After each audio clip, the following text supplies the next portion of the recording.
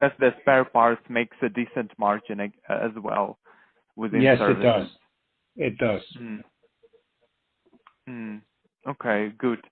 And then just if we move perhaps to IMO 2020 impact Yeah. overall for the company, I guess we saw a very good development for scrubbers, and then also on the LNG, LPG side, also the impact.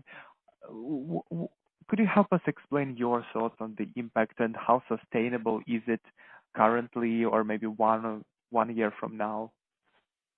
Um, I think that what we will see is a lot of scrubbers being installed because Yeah. that is for conversions, Yeah. existing vessels. I have done a lot of, let us say, calculation on, let us say, the profitability of converting to LNG, Mm-hmm. and that is difficult. Let us say it that way. Okay. It's much easier to convert to scrubbers. But for new build, I believe that LNG and batteries are a preferred solution. And the reason for that is that the scrubbers are only reducing sulfur. Okay.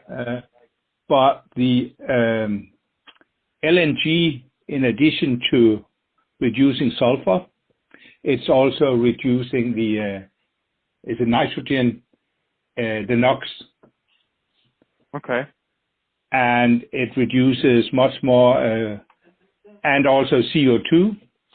So you can say that using scrubbers only solve a part of the problem.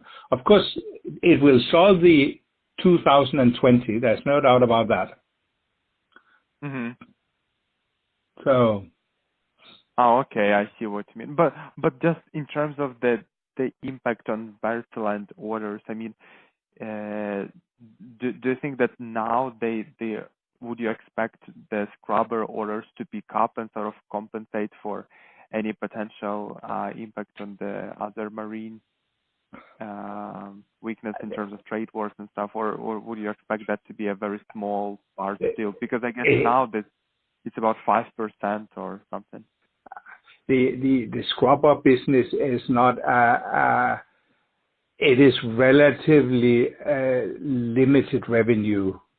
It is. It costs everything from 2 million to 10 million euro to install scrubbers on a vessel. So, okay.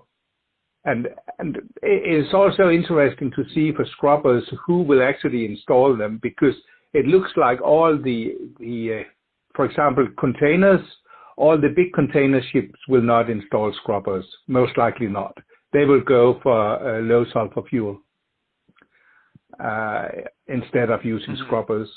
And the reason is that the cost per container in a fuel surcharge is so low that they will just put it on to the customers. While if you take from the smaller, let us say near shore container ships, a few thousand containers, they will most likely go for scrubbers, because the surcharge to the customer will be much more. I can't remember the numbers now, but it's quite significant surcharge in it. So, but I don't think it's going to be a huge, let us say, increase. I don't think so. But the LNG and then these hybrid solutions with using batteries are for sure coming.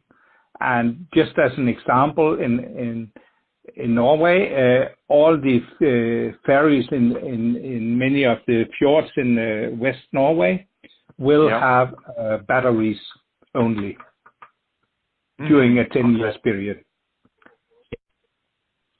So I think it's a very decent part of the long-term story on